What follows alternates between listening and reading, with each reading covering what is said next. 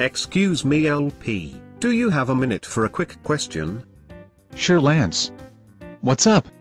I've heard you refer to the AR-15 as America's rifle. Why is that?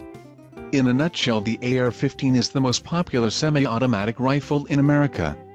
Variations of it have been refined and proven by the U.S. military for over 60 years. It's tough, accurate, lightweight, easily modified and repaired, and the mil-spec parts are interchangeable no matter the brand. Why do you think some people want to ban rifles like the AR-15? I don't want to dive into conspiracy theories, you know how I feel about those. But if we take a step back and look at the wider situation the world is in, answers appear. First, consider all the debt limit and federal government noise coming from Washington, D.C. Things are bad. Some say we're essentially bankrupt. Next, look at personal debt levels.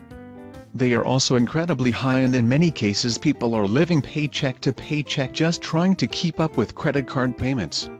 Then look at the Federal Reserve's quantitative easing program, current printing more money each month to buy up treasuries and toxic mortgages. Now consider the messes our military and NATO is involved with around the world. Mostly they are focused on countries with good natural resources like oil, gold, and uranium. Lastly, look at what the BRICS are doing. The BRICS? You know, Brazil, Russia, India, China, and South Africa. The BRICS.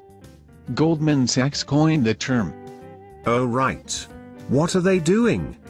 They've been setting up their own exchanges, stockpiling gold, and beginning to trade oil and currencies other than the dollar. China specifically has been quickly making deals with all sorts of nations securing natural resources. Now, let me make it a point to point out that all the things I just mentioned are verifiable facts. I've not made any assessment yet. Just stated the facts. What's your assessment? I want to put this carefully. The stage is set for the West to collapse and the East to rise. The West is buried in debt, sending armies to nations that happen to have natural resources. Our politicians also seem hell-bent on protecting our way of life at all costs. The East is poised for more growth, even if the U.S. economy tanks. I think the key to understanding anything our government does comes out of the observation that they will do anything to protect our way of life. So I have one question for you. For me? Okay. What happens if they fail to protect our way of life? What happens if the flow of commodities like food and energy slows? How will the people react to tough times? I think they'd be pissed off. I think they might wake up. Yep.